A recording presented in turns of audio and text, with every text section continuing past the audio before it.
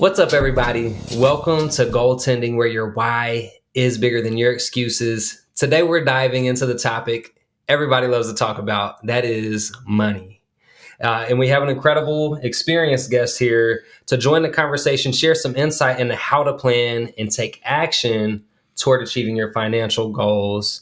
Before we get into it, as always, thank you all for tuning in and allowing us to be a part of your journey, because it's all about you. It's all about helping you find things that you can apply so that you can be successful in reaching your goals. So thank you. The only ask is that you like, subscribe, comment with your thoughts and questions, because I love to have the conversation. I know that he will love to have conversations with you as well about the topic today. So share those and share the episode, because I know you have a friend that also would like to talk about money goals, learn about financial management, learn about investing. So share the episode to help it get out there. Don't forget the 5-step process to goaltending worksheet is available for free download on the website. Go to goalswithwill.com, create your free account, access to the free download. That's going to help you put your goal to paper. So get started right there.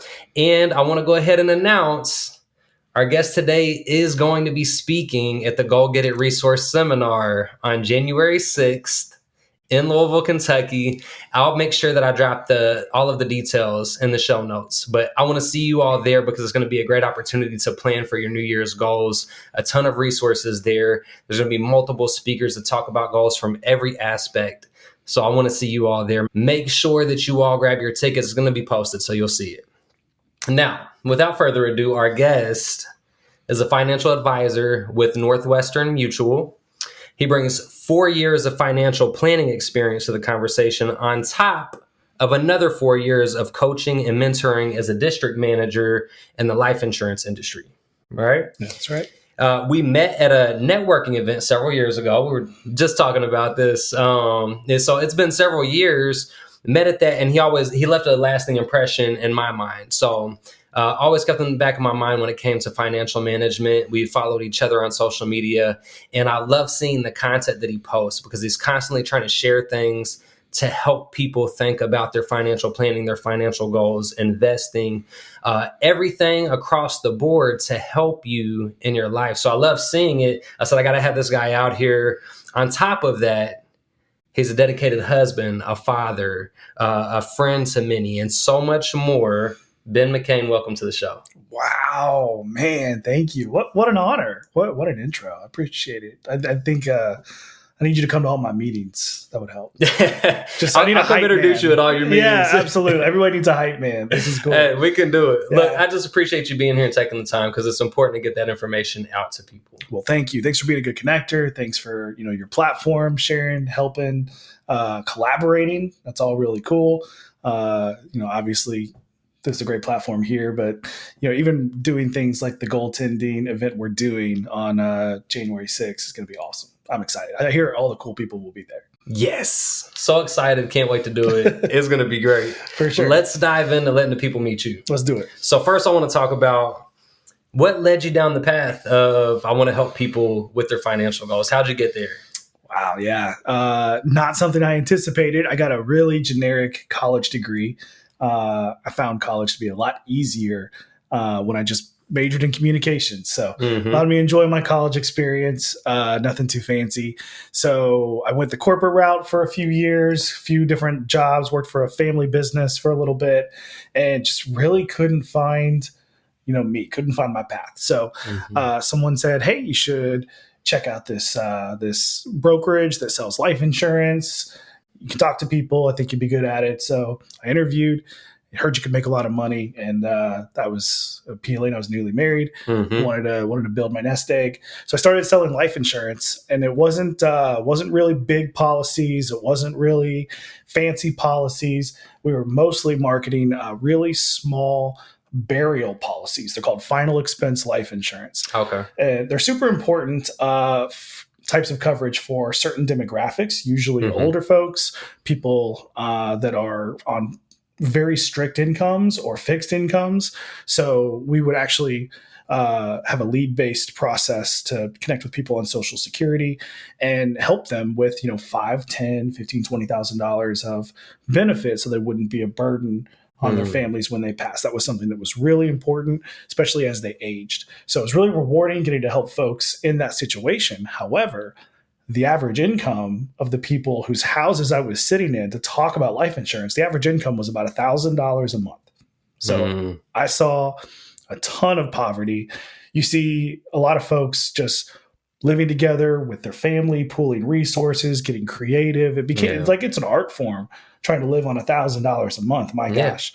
So it opened my eyes, and I started to piece together all these stories and see a pattern.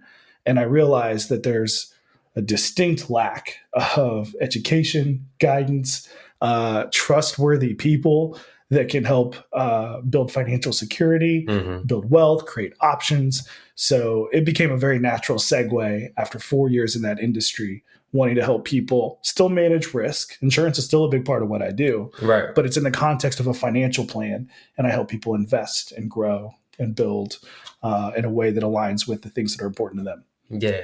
So more well-rounded. And it sounds like a ton of like great experiences to get you there. I always think that like we're meant for a certain purpose in life. Like there's something that we're meant for and we don't realize it. And as we're going throughout our journey, all of these things piece together until you find it. And then when you look back, you're like, oh, wow, that's what that was for. Like that's what that was to help me for. It's wild. Now I work with a lot of people who have great incomes, and we're talking more about things like tax efficiency, and it's a far cry from the market that I learned to sell in originally. Right. But in the back of my head, I still think of worst case scenario. I still think of the threats and the things that can derail even a good plan or a good income. And that informs a lot of the planning work that I do in making sure that, we eliminate those threats or mitigate those threats first so that we can be really, aggressive and progressive with how we grow from there. Oh, yeah. And I think it suits you perfectly because you can just tell through the stuff that you share, where I've spoken with you before, like you have a heart of service. You want to help people, and it shows. And so I definitely think you're, where you're supposed to be. Love to see it. One of the things that I really like learning about, so I've read stuff on it, love to talk about it. Some people may have familiarity with it and some don't. And so I think it's a good place to maybe start is talking about what asset allocation is and like the importance of balancing your finances. Okay. We're diving right in. We're going to go there. Yeah. Asset allocation. We'll jump all around. Yeah. Anyone who doesn't want to nerd out, they're tuning out, right? That's good stuff. I think that, so it's a phenomenal question. And I think it's worth answering, but I think there has to be a preface first. Yeah. It kind of ties into what I said before. Asset allocation has to do with what you are investing in, like what stocks, what bonds, and how you diversify it. Before you get there, you cannot do that outside of the context of a financial plan. Well, you can, and a lot of people do, to be fair. A lot of people, become, amateur experts. They read up, they study, they do YouTube, they do TikTok, they learn different ways to invest.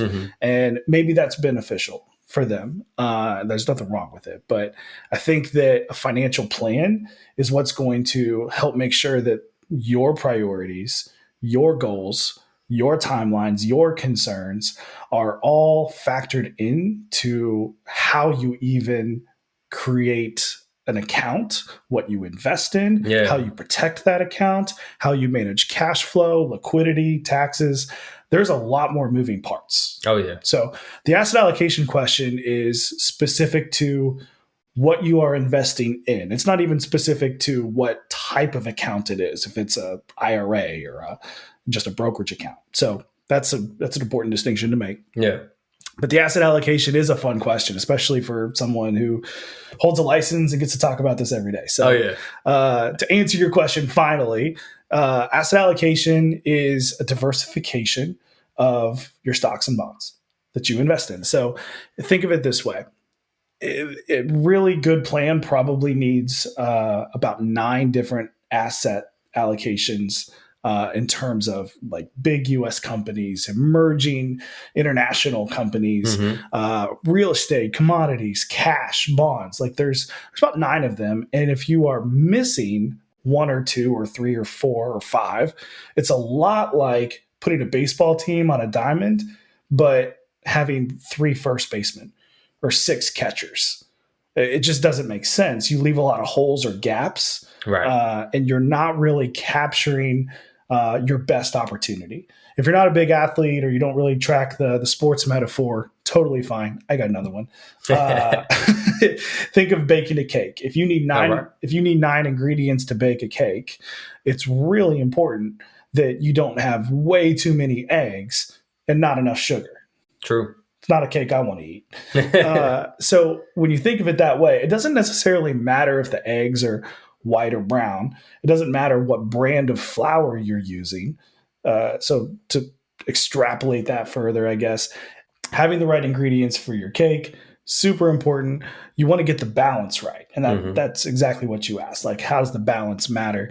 Well, there are formulas that experts know, and every good firm, every good professional should know how much you need in your portfolio that is invested in big US companies versus commercial real estate like REITs and unit investment trusts and all these cool things. You don't have to know what all those are, but it is important that your portfolio has a little bit of all these things so that it stays balanced. All right. Does that answer your question? That's a good explanation. I like that you multiple metaphors to use because it helps to break it down because it can be very confusing and it can be intimidating. And I think that's, what keeps some people from exploring to learning more. It definitely helps to have a financial planner who has the heart of a teacher, because some don't, in all honesty. But when you find somebody who has the heart of a teacher that can actually talk through those things, it makes it a lot easier. So that's an important thing to look for in a financial planner, I think. But also, I love the preface because you don't just get to asset allocation. It is kind of jumping the gun. It's important to plan. It's important to look at the big picture of everything that you want to get there. That's what I'm picking up from that. Yeah, your asset allocation is going to affect the rate of return, which is what everybody wants to talk about in my industry. Is it 6%? Is it 15%? Is it 10%? The rate of return should follow the market. And if you are trying to beat the market by a wide margin, you usually have to take a lot of really irresponsible risk to do that. So if you think of rate of return as more of a constant thing where you're going to be faithful to what has been proven to work, then the other variables start to make a lot more of a difference as you're trying to build wealth. So that boring preface about having a plan and talking about your goals and, emergency fund, debt strategy, risk management, all those things. The important thing about all of that is you can start to craft a formula or an equation where you're tweaking different variables so that you're getting your rate of return that you need, but you are building a well-rounded level of financial security. That makes sense. Now, a lot of stuff that I read, there's a lot of, people have different preferences of asset allocation. And so I'm glad you brought up risk because it's very much correlated to your risk tolerance. Yes. The more risky that you are, or risk averse that you are, that's going to determine what you want to have your money invested in terms, and that's going to impact the returns that you get. So it's all correlated. I'm glad that you brought up risk because that's an important piece to understand is like your level of risk aversion for what your money is going to go into. Yeah, it's important for you to understand your risk tolerance. I think it's more important for your financial professional, whoever that is. Hopefully it's not you. Spoiler alert, I'm a little biased, but if you don't have a professional in your corner that can help keep you accountable and can keep you on the path that is most efficiently going to help you achieve your goals, you're leaving a lot up to chance. So your financial professional needs to get acquainted with how you feel about risk, because that's going to set the tone for a lot of conversations over the next 10, 20, 30 years. When markets are going haywire, when the economy is nuts, when everyone's worried about election seasons, like you're going to be talking about this stuff and how you feel about risk and seeing your savings go up and down is going to affect the decisions you make. Absolutely. Yeah. And I mean, there's scary times. Like you just saw when COVID hit, like all of the things that happen, people panicking, things that happen with the stock market. So it's important to understand and have somebody in your corner. Definitely. I mentioned, reading some books. Mm-hmm. One of the things that I really like to talk about, I love to read all different kinds of financial books because you get different perspectives. Mm-hmm. And so I've read things, from Dave Ramsey and Rob Kiyosaki and Tony Robbins and a lot of different people. And there's conflicting ideologies from some of them. Like they have different beliefs about certain things. And that's where that risk tolerance comes in, because I started to realize, part of this is very dependent on your level of risk tolerance. Dave Ramsey being a great model for, becoming debt free and getting to a good place, I think. But also, I think he definitely leans more toward the like risk averse, like avoid risk side of things. Yeah, he leans at like 180-degree angle. Like he's all the way that way. But I'm a huge fan. I won't talk anything bad about Dave Ramsey. But also, I recognize that there's things on both sides. Sure. So what I want to get into is debt. Because that's something, one of those conflicting ideas from the two. I want to talk about what's your take on debt and the approach to using debt. Well, it's a cool question, and one that probably any financial advisor is chomping at the bit to discuss. But throwing my name throwing my hat in the ring with some of those big names is, it's a cool thing to do. I think it's important. You mentioned Rob Kiyosaki, Tony Robbins, Dave Ramsey. These are all like super wealthy dudes, right? Like super wealthy people. I think that in and of itself points to multiple paths, right? Yeah. I think that it's pretty unfair.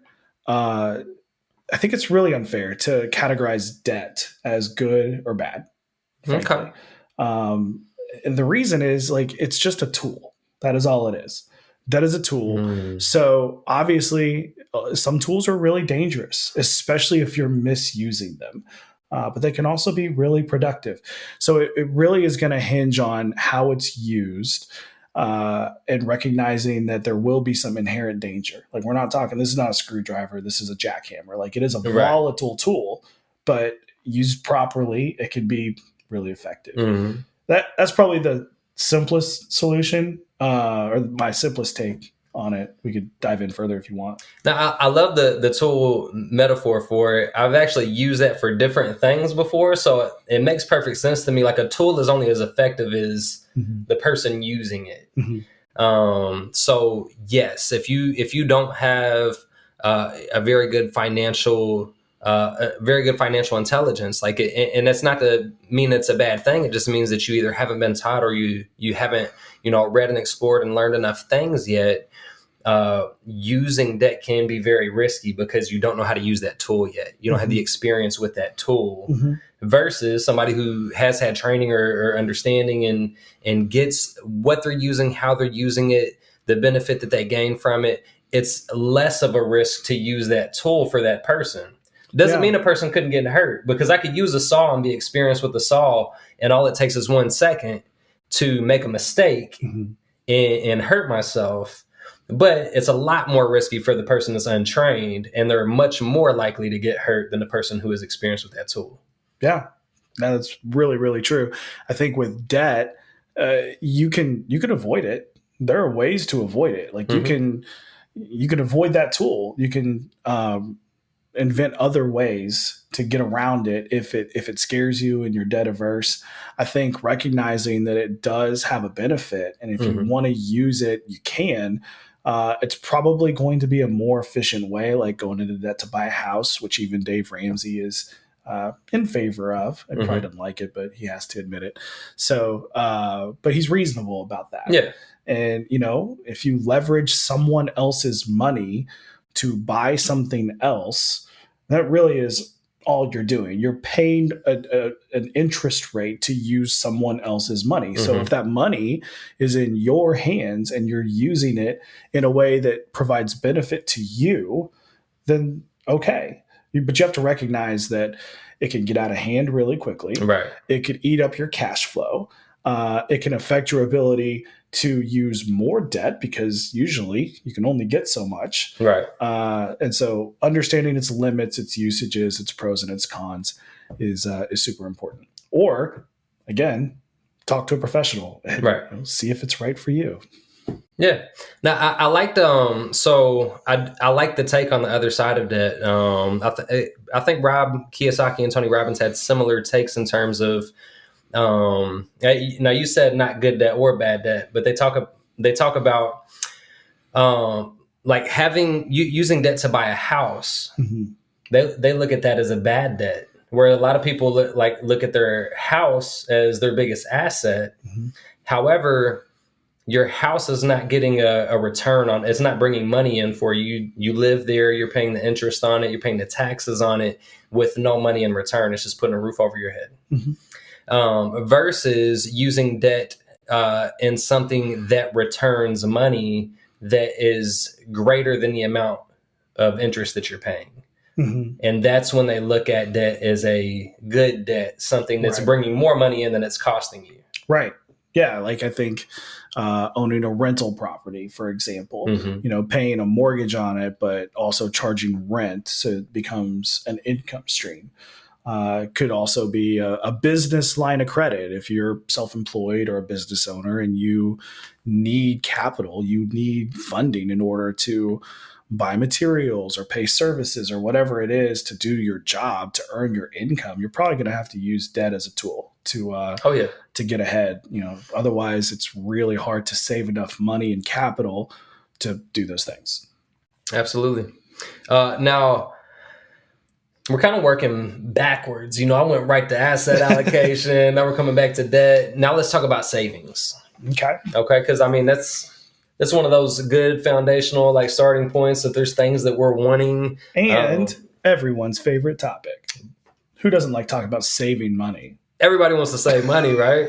Now, but think about it. People, they either want to, invest in a property, or they want to, save up for a down payment for their dream home, or save for a big vacation, or they want that nice car, or whatever it is. But, there's a lot of different things that people are like, I want to save this money for. Right. So what's a good way to save toward those bigger goals? This is such a good question. And honestly, as I was thinking through it ahead of time, William, I thought I could take 20 minutes to answer this. There's a lot of different ways to answer it. Mm-hmm. So I'm going to try to stick to the basics, but this is so obvious. It's going to be annoying that I'm even going to say it, but you have to spend less than you make. Yep. You can only save the difference between what comes in and hits the bank account and then what goes out. Yeah. Simple math. So I think that it gets harder, when, you go to the grocery store and check out and everything is 40% higher for some reason, or, gas fluctuates and, all this stuff. It gets harder to save because it doesn't feel like our dollars are quite going as far as they used to. True. So that's fair. That puts strain on people's budgets. It makes them have to be more creative or disciplined to create that margin, that difference. So it's hard. And, I think that's the first thing you have to recognize. Saving money is hard. So how do you accomplish a hard thing? You have to have a plan. You have to have probably a system. You probably have to have some accountability. So I think saving money is really just it's like a diet plan or a workout plan. You have to probably try a couple of them to figure out what works for you. But if it works for you, it's hard to argue with those results. Oh, yeah. So for my clients, I'll recommend a lot of times you have to automate this. It has to be treated like saving money. You need to treat like a bill. Is the mortgage one of the first things you pay each month? I believe you pay yourself first each month. Okay. Great answer.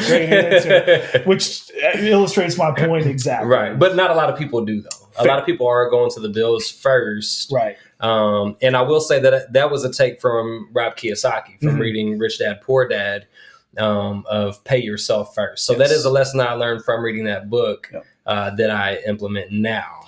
Well, good. Prior to, no. These mics and this software didn't pay for itself. So you gotta pay yourself first.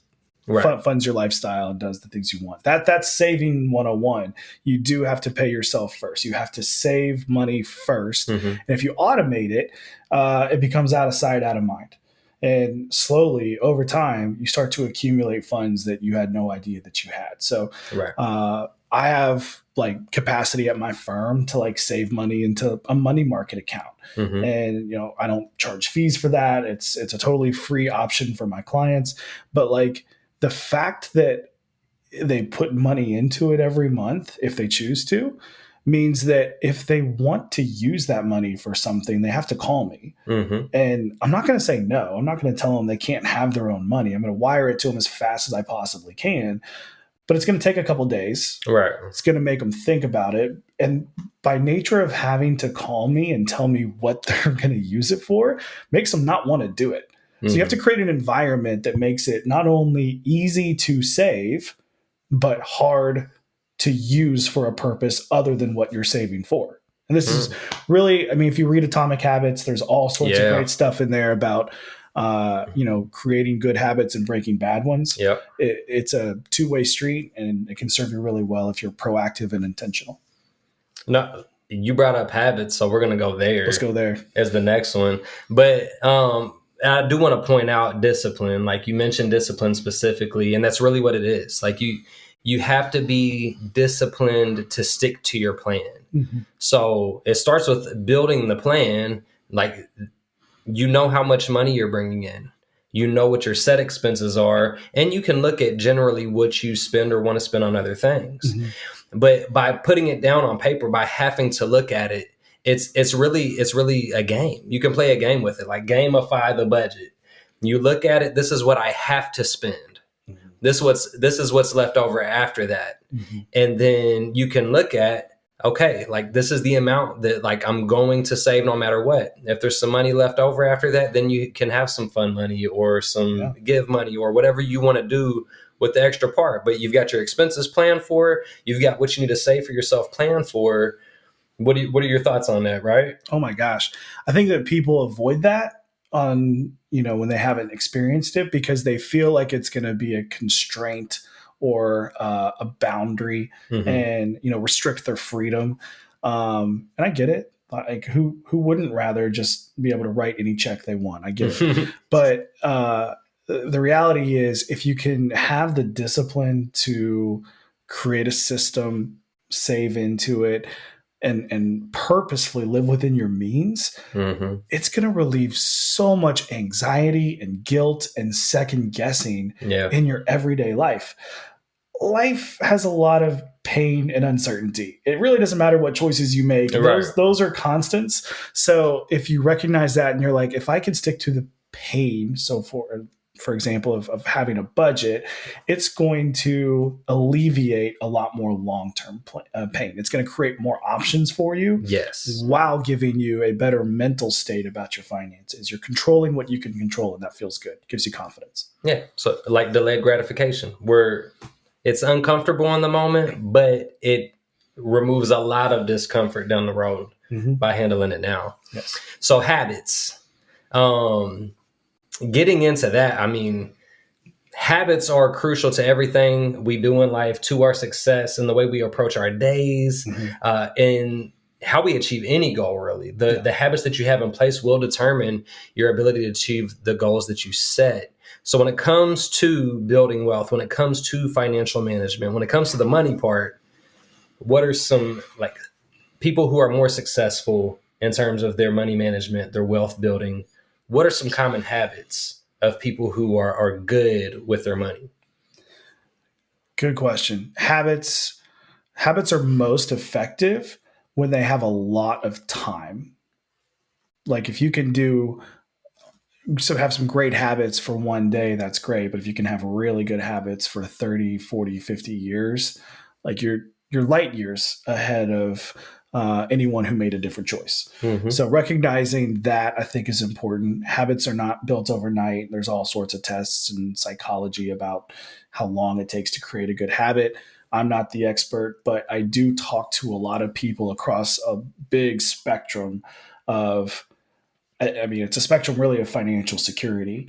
I don't want to say people on this end don't make any money. Sometimes they do, but they spend it all. Mm-hmm. And on this end of the spectrum of financial security, that's where you find the people who have really good habits.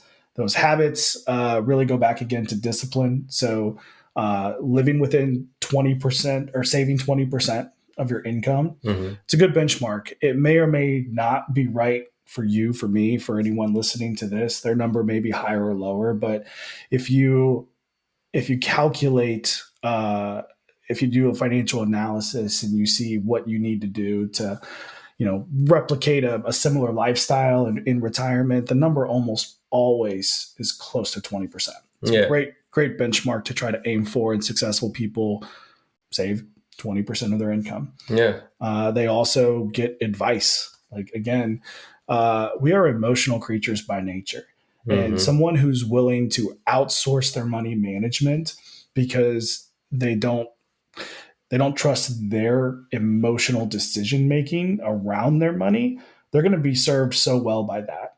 Like, for my clients, I'm pretty daggone objective, right? Like, if markets are going way, way down and I'm talking to a client, like, it's not my money and I know what markets do over time. So I'm not worried in the least. Right. That client, it's their money. They could be very, very concerned.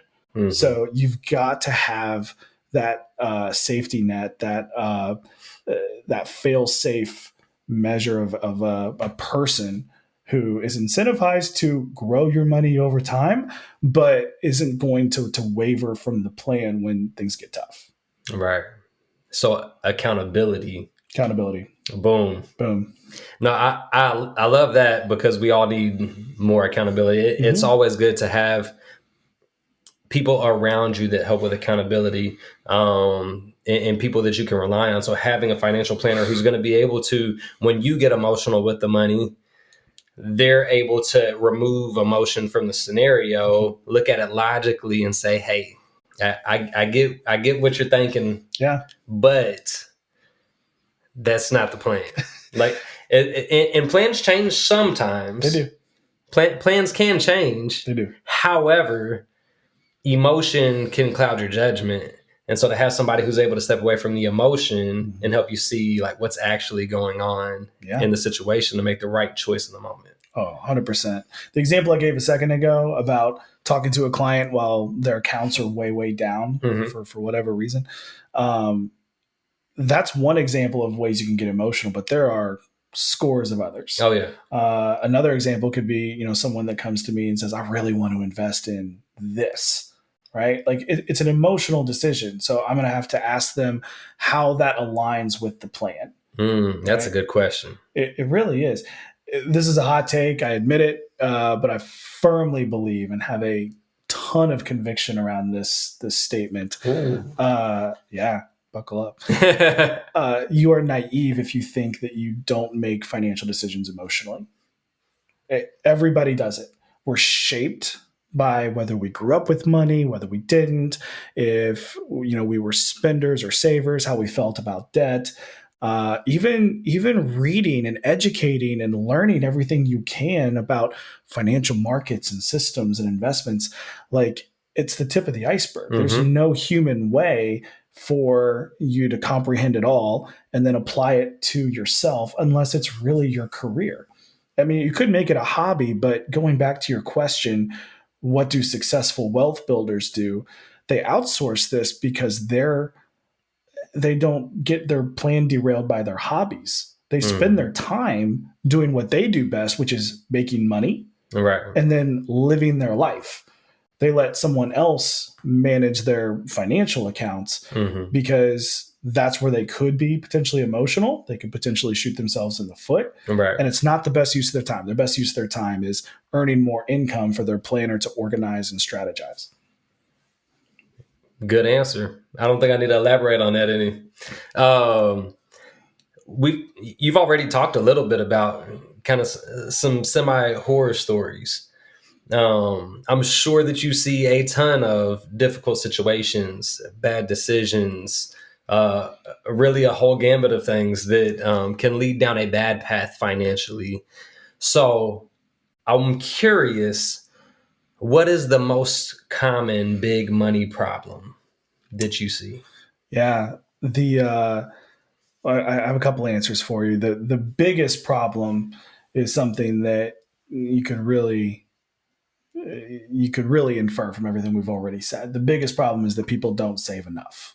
Okay. And I'm not here to tell you that's right or wrong. I don't think that it is.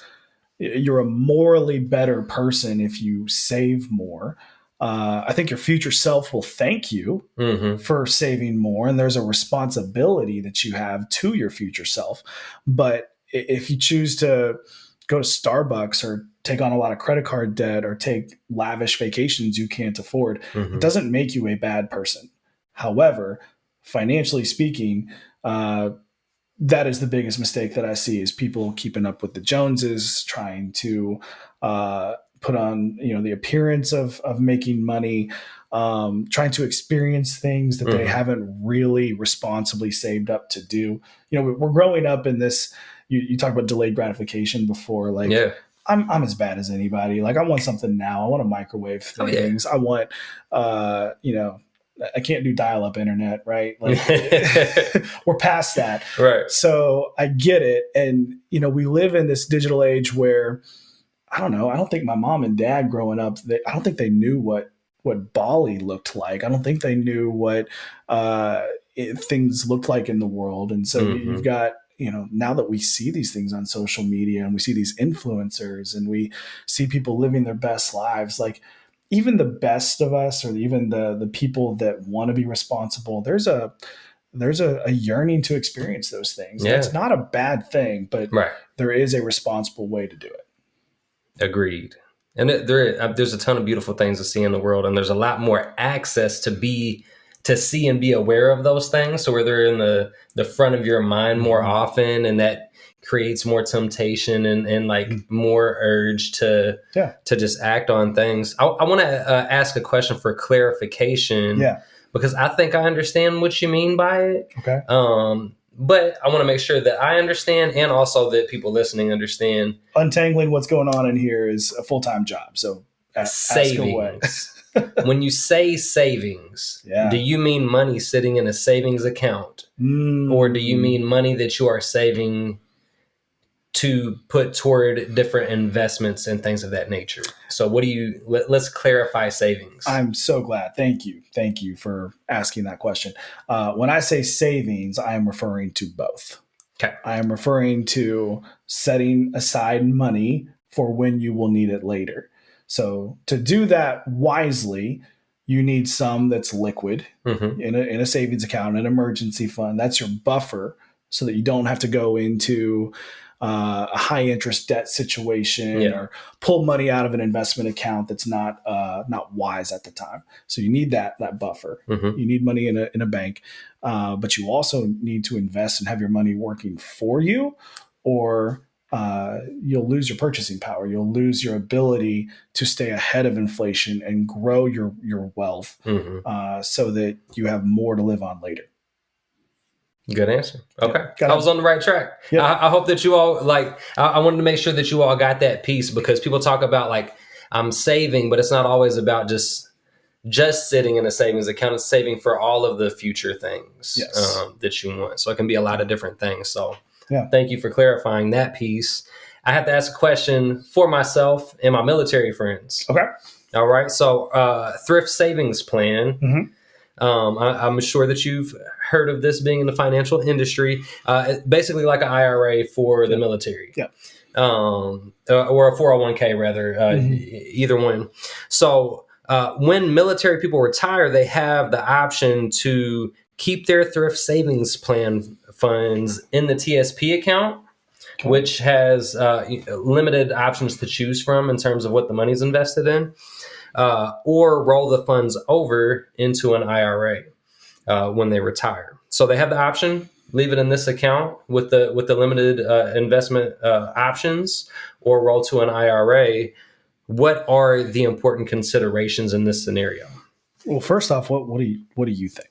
I'm curious. Oh man, I'm gonna throw it back first. I'm not the financial advisor. However, so I have I've sat through some thrift savings plan classes. Okay. The reason that I pointed out that there are limited investment options in the thrift savings plan is because I believe it's better to roll that money over into an IRA in order to open yourself up to more opportunity to invest in different things. There's a lot more things you could be invested in, higher return options, possibly different things that you can do with that money, and something that has a lot more options available. However, if you're not familiar with those options, it's intimidating. If you don't have a good financial planner that can help direct that money to the right things that are going to get you a better return, then it's a more dangerous route. So I think it kind of circles back to what we talked about earlier in terms of the tool. It's about like knowing what you're doing with that money if you decide to roll it over. Mm-hmm. I totally agree. The only thing I would add, because I think you hit the nail on the head. I mean, you kind of answered the question in the way you asked it, which is why I wanted to hear you first. You're throwing out the leading the witness. Yeah. In this limited options environment at the TSP. So a really good, bulletproof financial plan is going to have multiple places where you've parked dollars, where you maintain access to your own money. Mm-hmm. Like none of us know what's around the corner, right? We don't know if our house is going to burn down and then insurance isn't going to pay. We don't know when we're going to have to, pay ridiculous medical bills unexpectedly. Yeah. There are catastrophic things that can happen. And there's other reasons that just nickel and dime us sometimes to death, where just you got a bad month and it rains and it pours. So having access to your own savings, use that broadly again, is very important. Mm-hmm. And when I'm building a financial plan, I want to have multiple places my clients can access money so that we can have choices. We can have options. If they call me and they say, I had this thing happen, I need money, we have multiple places to talk about where, based on this situation, is going to be the best place to pull it. So one advantage the IRA has over, IRA just stands for individual retirement account. Thank you. So one advantage it has over TSP is no one can tell you no. It's your money. So if it's in a TSP, it's very hard to take money out of it, mm-hmm. especially if you're still in the military. Yeah. So having that access is super important. Now you might get penalized. You might have to pay taxes to take money out of that IRA. Well, you will have to pay taxes, but you might get penalized if you're not 59 and a half. So here's a good example. With the IRA, you have more access than you do the TSP. Mm-hmm. So you can take money out. And I have a client who, it's a pretty cool story because he became a client this year. He and his wife, he works at UPS, planned on being there a couple more years, but they've saved really well. And they had no idea how well they had saved. So once we did a financial plan for them, they were ecstatic and they actually moved retirement up. All right. I know, right? What a win. That's like the most. That's the win. It is the most rewarding thing. It's like, tell people you're good. You're okay. You don't have to worry about outliving your money. Mm-hmm. And he, on top of that, shortly after deciding he was going to retire, he called us and said, I want to buy this house that we found near Gulf Shores. So he couldn't take money out of a 401k. Mm. But he was able to do something called an in-service distribution. Now, you can only do this if you're a certain age and your plan allows it. He was able to move money out of it into an IRA with us at Northwestern Mutual. So because of that, he's willing to pay the taxes. He only needs like $30,000 to make a cash offer for this house. So taxes are minimal. He's willing to bite the bullet on it to get this dream home. And he could not have taken that money out of his 401k, but because he did that distribution to an IRA, we're able to send it to him. And he's actually going to be able to put it back within like 2 years. So all right. No harm done. Yeah. But that's just one example of how access and liquidity to your own money can be a real difference maker. Right. I'm glad you pointed out the access piece. Mm-hmm. That's a great point and thing to think about. Mm-hmm. Like real quick, normally taking money out of your IRA is a very inefficient thing to do. Yes. And paying the taxes on it, and there could be penalties. But this is one example where that access allowed him to do something, even though it was inefficient. It's going to buy the home that he wants. Yeah. And that's a win. Yeah.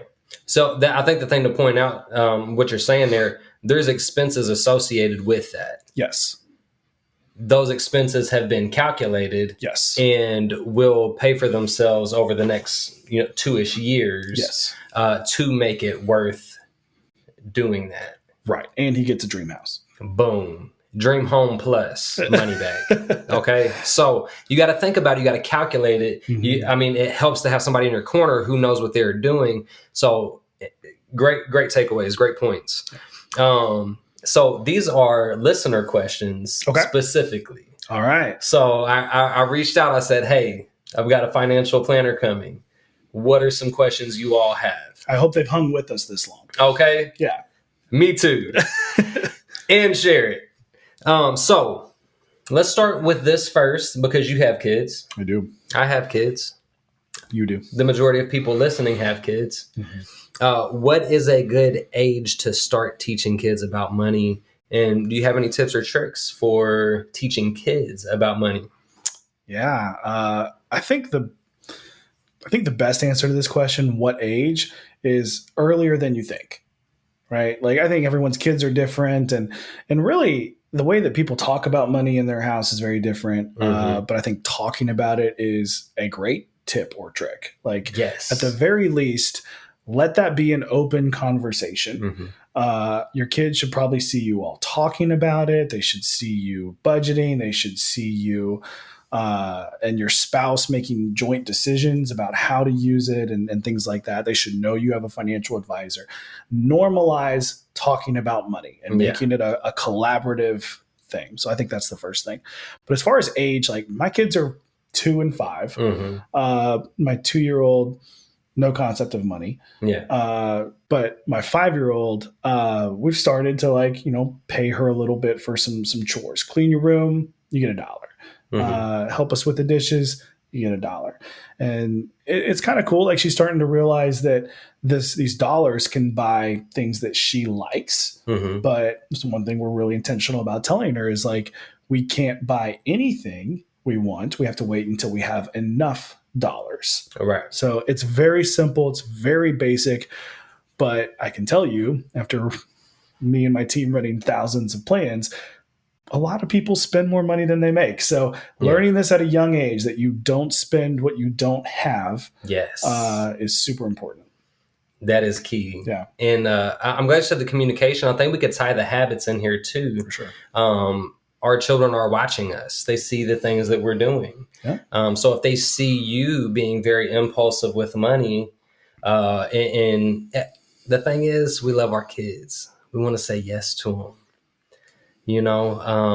But it is worth saying no to teach a lesson. Like, this is not a plan for expense. Mm-hmm. We're not going to impulsively purchase this. Mm-hmm. So it's important to have distinction between those things for them to start seeing and developing those habits early of not making those impulsive buys and decisions. Yes. I think one thing I see a lot too, and kind of grew up with, not necessarily in my house, but just in the communities I grew up in.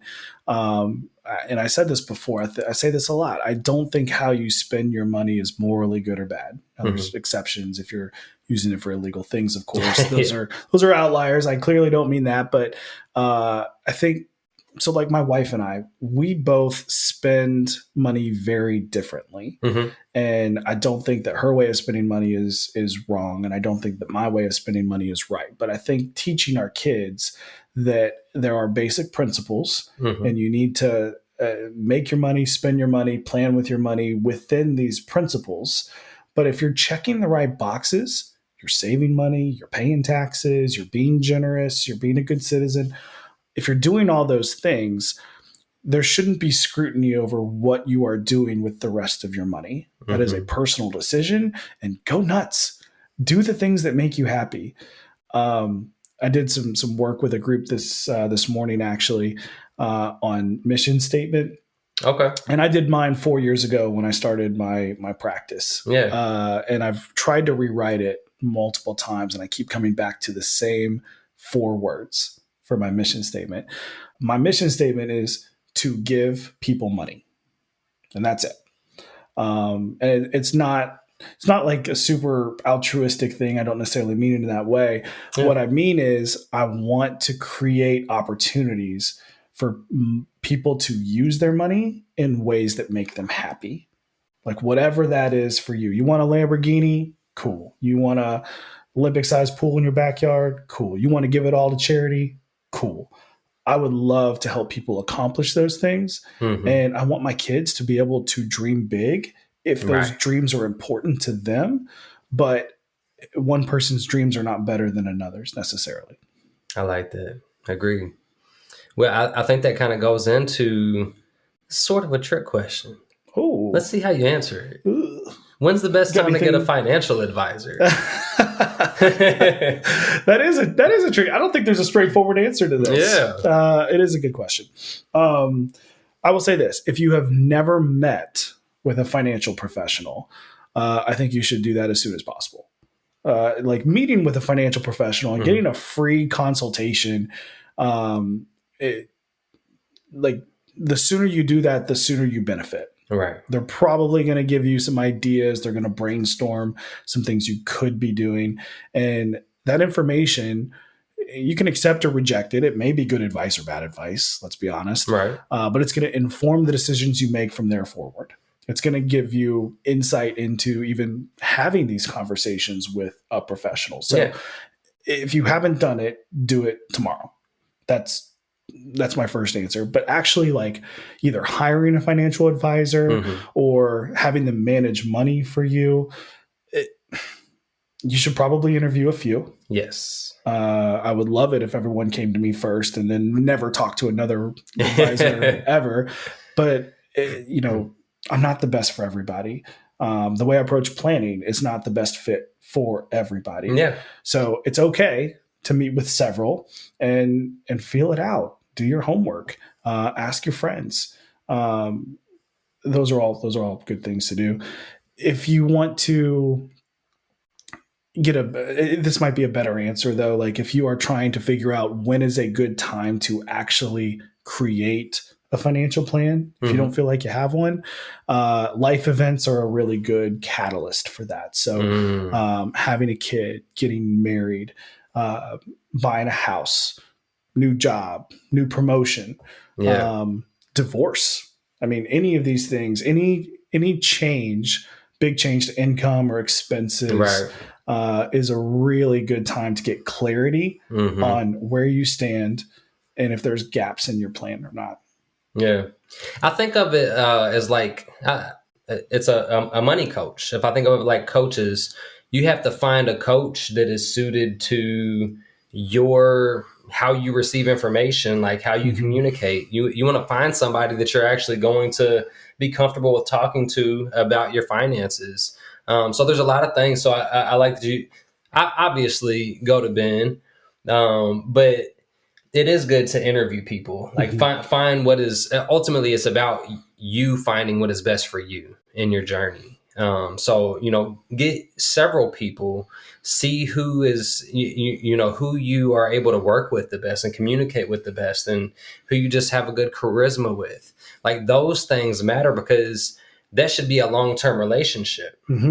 Somebody that you plan to work with for a long time because you're putting a long-term plan in place and going to work together. So that's something you spend time on. Don't be afraid to get those free consultations to get started. Like you can go ahead and start the conversation. It doesn't mean like you have to hire that person today. It's about opening the door. It's about, beginning the search for that relationship and seeing what works for you. For sure. Can I add one more thing to that? Yeah. This is something I'm really passionate about because I think that my industry has done a disservice to a lot of consumers. And I think there's a whole super important aspect of financial planning that just doesn't get talked about. And it's the back end of planning. All right. So obviously people define retirement differently. Some people work until they drop. Some people want to quit tomorrow. Yeah. The new norm is a lot of people either volunteer or get part-time jobs. So they don't have like retirement day. I'm thinking back to like funniest home videos when people would wake up and like smash their alarm clock, on retirement day. That is some people, but it's not everyone. Right. But during retirement, the basic concept there is you're starting to live off of everything you set aside during your working years. And you hope that you have a big enough pile of money at that point that you're not going to outlive it, that it's going to last you. And that's the time of financial planning, when your financial planners are kind of decentivized to manage your accounts. You're starting to spend that money and take money out of it. And so there's a lot of complacency in the industry, and there's a lot of work because there are very distinct strategies for spending that money strategically so that it lasts you as long as possible, like creating longevity to your accounts. And I think of it as like, as you're making money and you're saving money, it's like summiting Mount Everest. But no one ever talks about having to walk back down. Like, how much more treacherous is it once you're tired, right? And then you start to go down the same landscape that you just had to climb. Yeah. That's like retirement. And people are still retiring around the same time, 60, 65, 67, but they're living longer. And they're living into their 90s. My kids will probably hit 100 actuarially. So if you have to plan for a longer retirement, but you're not saving as much money as the previous generations, how you manage these accounts during that 20 or 30 years matters a whole lot more. Yeah. So when you are, this is adjacent to the when you get a financial planning or planner, like theoretically you could save into a 401k your entire life and then get to retirement. And maybe that's when you first get a financial planner.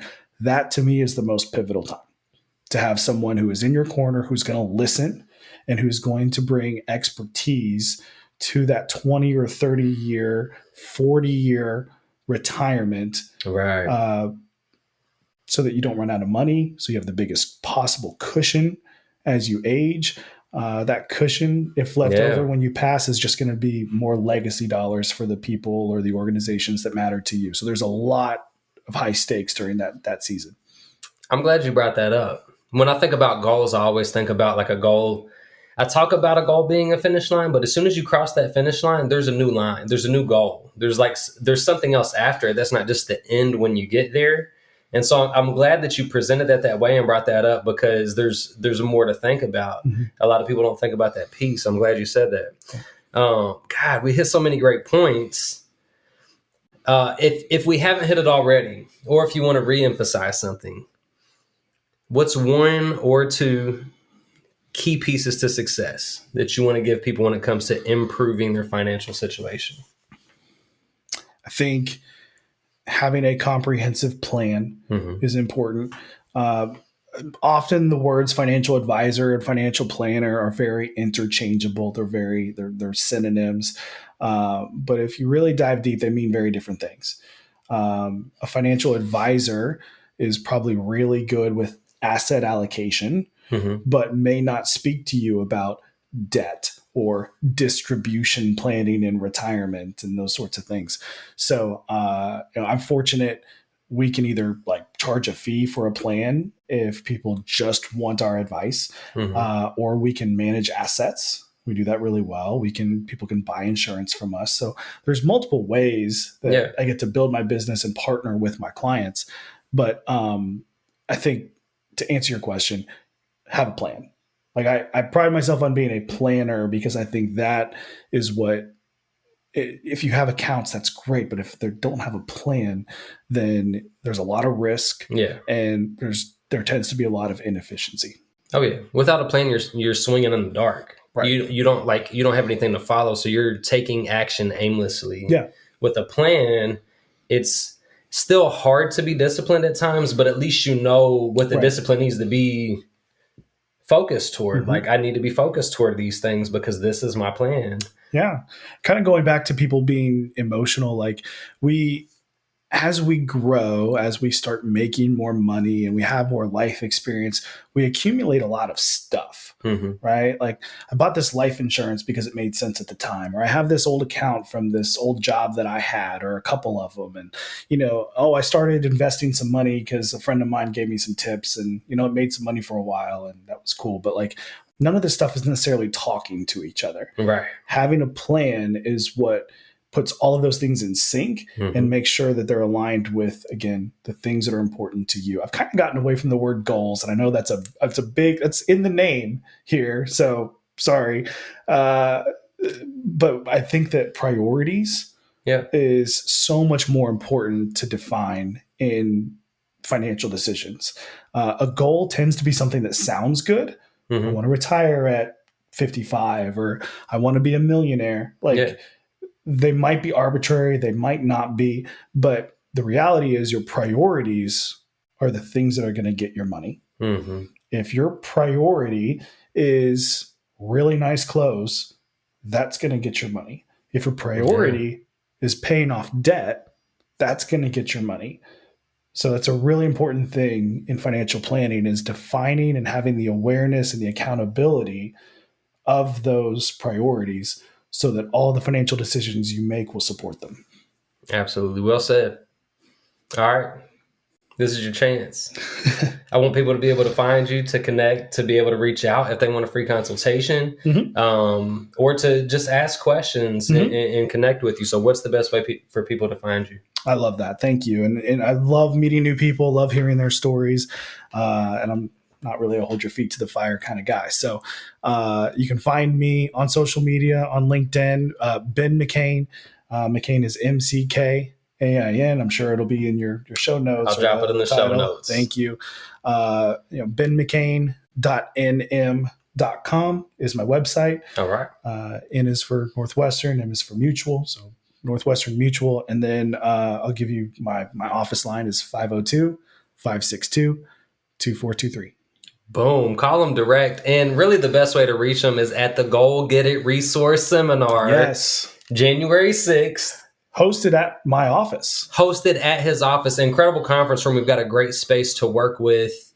And we are going to be talking more into financial goals. So actually, if there's topics that you want to hear about, let us know. You might be able to catch them there. We're also going to be talking about fitness and nutrition, meal prep. We've got a mortgage planner coming. We've got a therapist coming to talk about mental health and mindset. We're going to be talking about goals from every aspect and category to help you reach your goals. So we want to see you there. Ben, thanks for coming today. Dude, thank you. This was such a pleasure, such an honor. I'm really looking forward to that event. All of these things, all these experts, I'm excited to hear from, because I think that what they talk about is so transferable. Yeah. So much relates to mindset, habits, some of the things we've talked about here. So, money is money, and, we'll talk about that too. It matters, but I think having a whole plan that extends past money into mental health and happiness and meaning and things like that, they all support each other. Oh, yeah. Yeah. Thank you. Appreciate it. Absolutely. See you there. All right. So thanks again to Ben. Thank you all for tuning in and allowing us to be a part of your journey. Don't forget to like, subscribe, share it, because I know somebody needs the information from today's episode. You know somebody that is working on their financial goals that needs to hear this. Make sure you share it. Now, we talked about the plan, so don't forget to go to the website, download the free download 5-step process to goaltending worksheet. Go get that at the website. That's goalswithwill.com. Comment with your thoughts and questions to join the conversation, and let's grow together.